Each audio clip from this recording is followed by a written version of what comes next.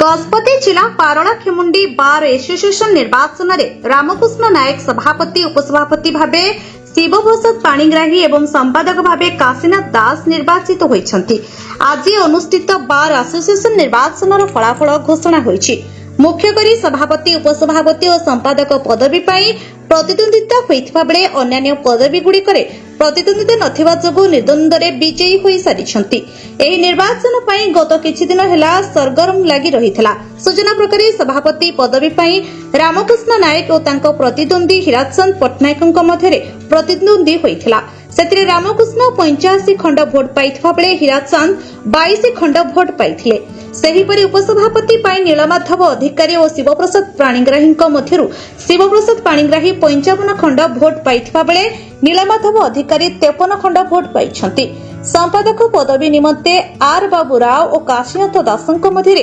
प्रतिद्वंदिता होइथिबा बेले काशीनाथ दास 73 खंड भोट पाइथिबा बेले आर बाबू राव 34 खंड भोट पाइथिबार जणा पड़िछि। मु रामकृष्ण नायक एडवोकेट पालाखंड बार एसोसिएशन आज आमर जो बार एसोसिएशन निर्वाचन अनुष्ठित होता है मु सभापति भाव प्रतिद्वंदिता करथिले आज विजय लाभ करछि।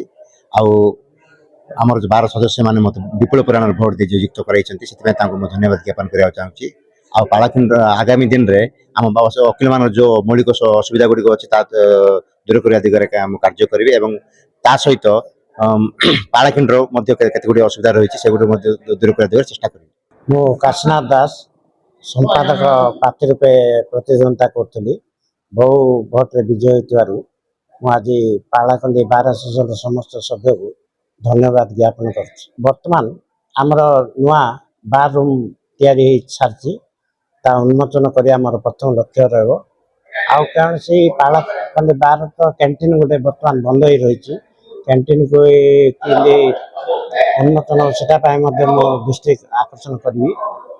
आमर कौन प्रकार जज ना कि ये ट्रांसफर हम ये मझे जहाँ जहाँ हम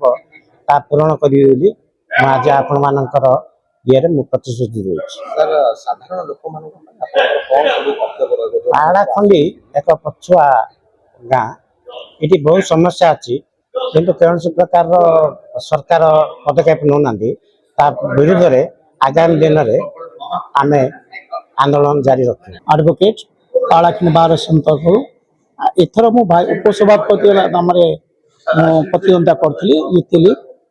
मु मोर जिता ना आम सब एडवोकेट भाई मैंने मत जो समर्थन कले से जीति पारे। आ गोटे जिन कहार अच्छी कौन मानने आम बारटा प्रकृतर टे असुविधा अधिक अच्छी माने बहुत एडवोकेट मरी जाती एडवोकेट नहांती के एडवोकेट कड़े अच्छा पुराना जगह बोले चले पालाखंड पुराना जगह पालाखंड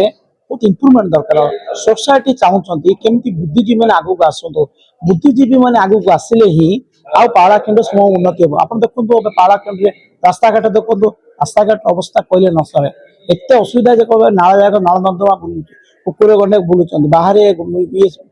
विभिन्न प्रकार ट्राफिक एक्सीडेंट मैंने हो सब जाक असुविधा रोचे आम गोटे वकील आम